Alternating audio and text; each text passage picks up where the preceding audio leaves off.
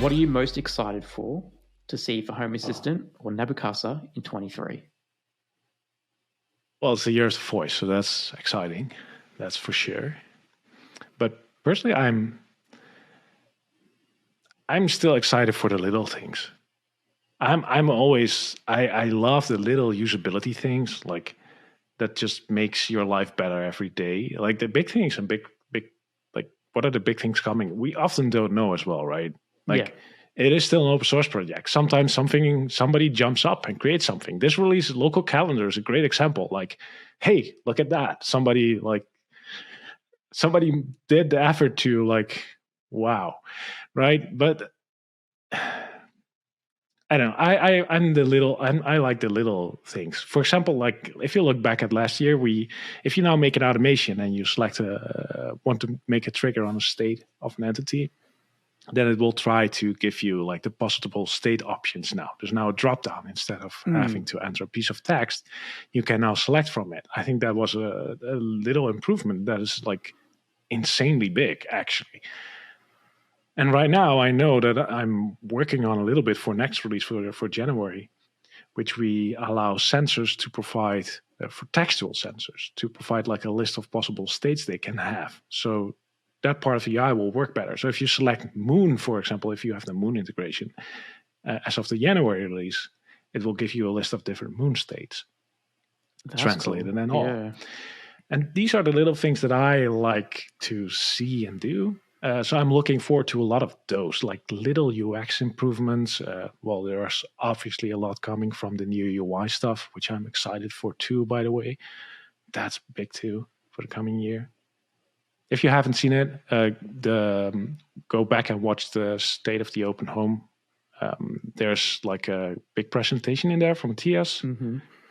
And Paul Bottenheim, who's the creator of Mushroom Cards, and Bram uiteraard also, or Bram Krachte, he's our front-end developer as well, who discussed the new UI that's coming, how it's going to look, like a conceptual thing. The Figma. I think there is a Figma demo that you can access, and it does look pretty sexy, I must say. Like, to have something out of the box looking that good. Yes. It does run the risk of people not having to upload so many screenshots of their dashboards to Reddit. I think that could be a problem. Yeah, the shared laugh. Maybe. I don't know. Like in the end, like it's not. The old stuff is still there, right? Like the old stuff. Hear me talking. Like it's still recent. But the existing UI is still there, will stay there, maybe improve. But yeah, I do think it's an improvement, but it is a concept UI. The thing that is shown there, it's a concept.